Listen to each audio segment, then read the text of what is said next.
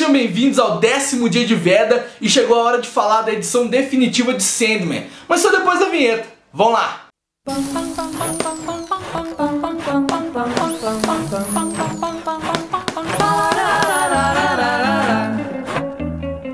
Cara, eu fiquei muito tempo pensando o que eu podia falar sobre Sandman. Eu odiei esse vídeo por muito tempo, eu já terminei de ler Sandman tem mais ou menos uns 2, 3 meses e eu não queria fazer vídeo sobre ele, eu me recusei a fazer vídeo porque eu não sabia o que falar sobre Sandman. Nesse meio tempo eu li um bocado de coisa sobre Sandman, pesquisei bastante sobre a época, sobre o contexto dos quadrinhos que o Sandman se inseriu, sobre as referências que inseriram aqui dentro e eu cheguei a uma conclusão: eu vou ser incapaz de falar sobre Sandman. Por isso que eu vou deixar aqui nos cards, eu não sei qual lado que estão os cards, mas eu vou deixar aqui na descrição também 2 vídeos que pra mim falam muita coisa sobre Sandman. 3 vídeos, né? São 2 vídeos do Pipoca e Nanquim e um vídeo do Nerd Etc, que eles vão falar muita coisa sobre a história, sobre o contexto, sobre o Neil Gaiman, sobre os artistas que passaram aqui, sobre os arcos, e eu vou me conter aqui, eu vou falar de uma forma mais geral sobre a obra e sobre como ela me impactou e o que eu achei dessa leitura de Sandman. E no final eu vou fazer um top 3 das melhores histórias que tem aqui nesses 4 volumes, né? São 4 volumes de Sandman definitivos.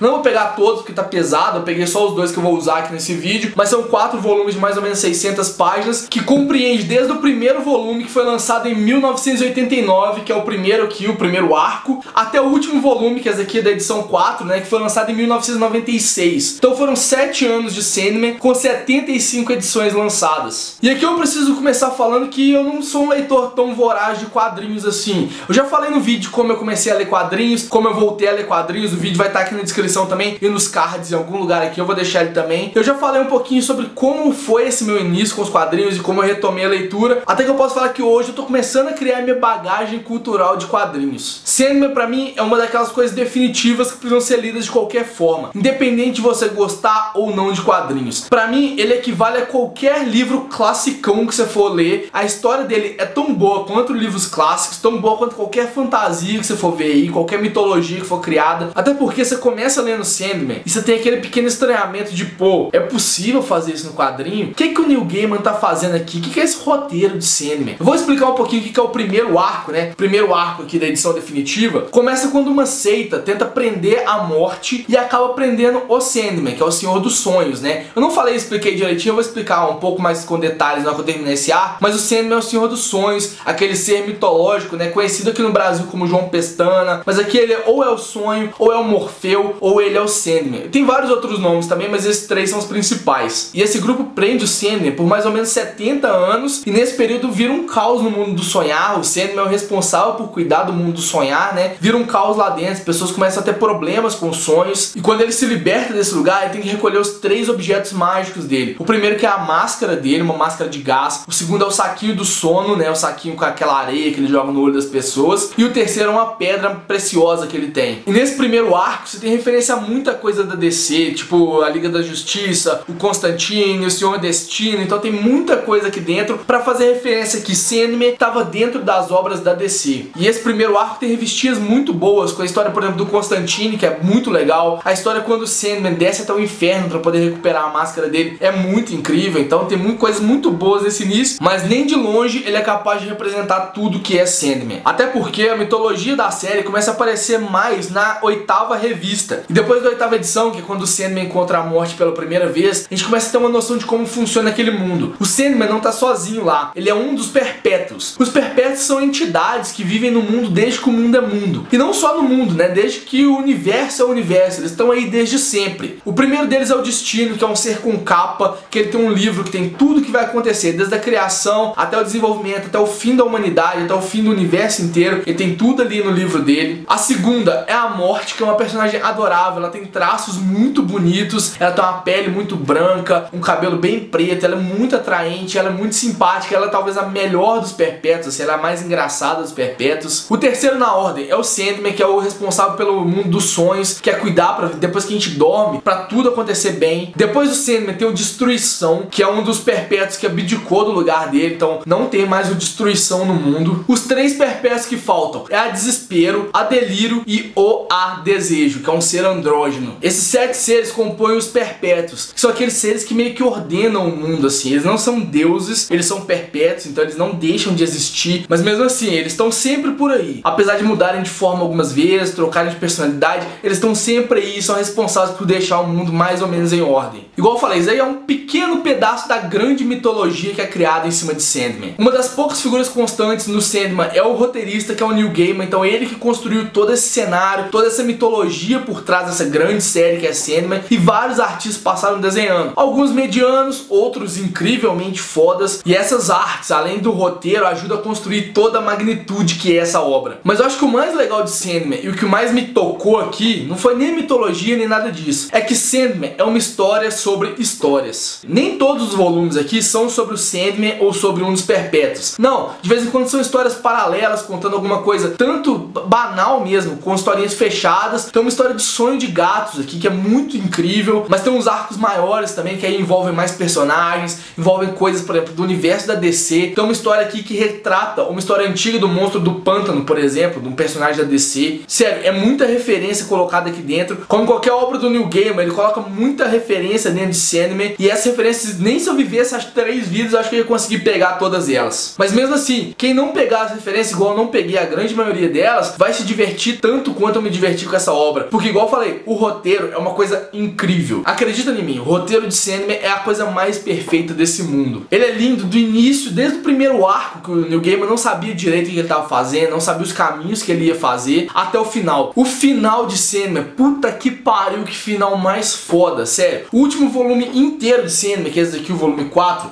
ele tem praticamente 2 arcos. O primeiro dele, que é o das Bondosas, que é o maior arco de todos. Ele é composto por 13 revistinhas no total, e ele é muito foda mesmo. Pra terminar, no Despertar. O Despertar, cara, eu acho que foi a coisa mais incrível que eu li ano passado. Eu terminei de ler, eu fiquei olhando assim pra revista, tipo, não tô acreditando que isso daqui aconteceu, tô acreditando tão foda que é isso daqui, não é possível que é possível fazer isso com quadrinhos. Eu não acreditei na hora que eu terminei de ler Sandman, de tão bom que eu achei o final desse negócio. E sério, se vocês não leram Sandman ainda, dê um jeito de ler, cara. É uma das coisas mais incríveis que eu li. Eu não fiz nada, não fiz jus nenhum à obra aqui. Igual eu falei, eu vou deixar 3 vídeos pra vocês verem muita coisa sobre Sandman. Tem muita informação que precisa ser dada e que eu não ia ter condições de dar aqui. Eu não ia conseguir falar tanta coisa sobre Sandman, até porque meu conhecimento sobre quadrinhos não é tão grande assim. Eu não consigo lembrar todos os artistas que passaram, tudo que aconteceu aqui em volta. Então eu não vou me arriscar a fazer isso. Mas enfim, leiam Sandman, corra atrás, que essa aqui é uma das grandes obras-primas do mundo. Se eu pudesse deixar alguns livros para gerações futuras, falar tipo, olha, seleciona alguns que vai ser representativo das décadas que você viveu, eu ia deixar Sandman com certeza, porque Sandman é muito foda.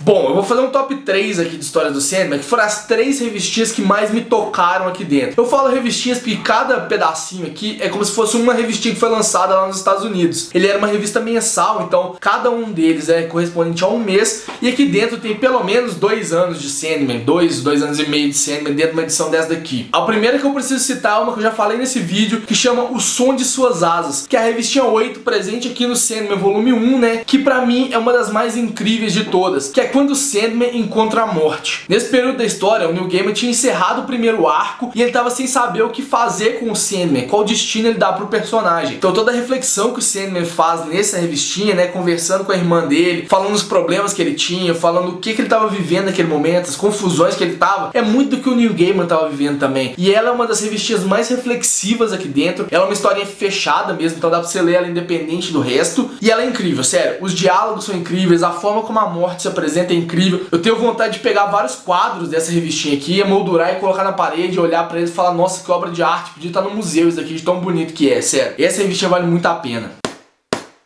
A segunda que eu quero citar também tá nesse volume 1, que chama Sonhos de uma Noite de Verão. Sim, é o mesmo nome de uma peça do Shakespeare, porque o Shakespeare tem um papel, assim, relevante dentro da obra do Sandman. Tem um determinado momento aqui que o Sandman aparece ao fundo, conversando com o Shakespeare e prometendo pra ele que, em troca de escrever histórias que iam durar por toda a eternidade, ele tinha que dedicar 2 obras à Terra dos Sonhos. A primeira delas, e a primeira que o Shakespeare escreve, é Sonhos de uma Noite de Verão, que ele dedica ao mundo das fadas. E essa revista revistinha que eu tô falando, que é a penúltima aqui dessa história, que meio que encerra esse volume, ela é tão incrível, ela conta como a peça foi encenada para as fadas que viviam no mundo dos sonhos. E é lindo, cara, é muito bonita a arte, o roteiro é fodarástico, eu fiquei babando em cada uma das páginas que tinha aqui, em cada um dos roteiros, em como Sonhos de uma Noite de Verão foi reconstruída aqui na história. Então pra mim ela é foda, muito foda mesmo. E essa revistinha foi uma das que mais recebeu prêmios, assim, recebeu prêmios, inclusive prêmios de literatura, foi um dos primeiros quadrinhos a receber prêmio voltado pra literatura mesmo, de tão foda que era o roteiro e as imagens.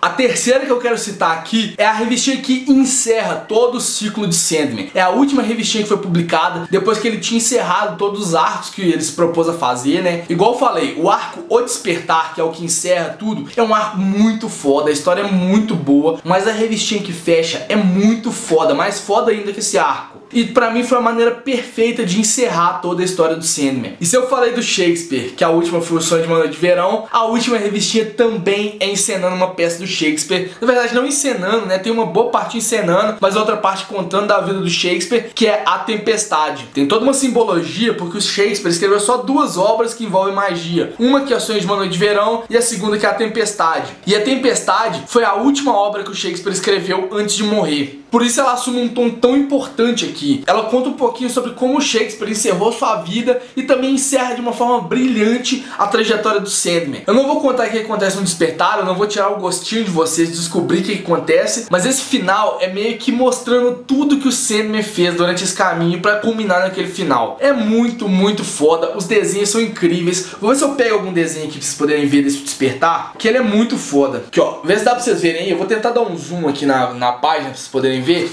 mas sério, é muito bonito, é uma das artes mais bonitas do Sandman. Eu acho que junto com O Sonho de uma Noite de Verão são as mais bonitas de todas. Então, de verdade, eu acho incrível essa historinha e essas três merecem muito destaque. Não que as outras não mereçam, mas essas três foram as que mais me tocaram. Então é isso, faz aquelas coisas de sempre, curte, compartilha o vídeo, mostra pros amiguinhos, se inscreve no canal se não for inscrito e a gente tá no meio do Veda. É vídeo todo dia durante o mês de abril. Eu sei que eu não fiz jus à obra do Sandman, tem muita coisa que precisa ser dita, muita coisa que pode ser exaltada, mas eu sou apaixonado com esse negócio aqui. Eu pretendo reler daqui, sei lá, um ano no máximo, porque eu achei muito incrível. Espero que vocês leiam também. Se já leram Sandman, conhecem a história, comenta aqui embaixo, vamos conversar sobre ela, beleza?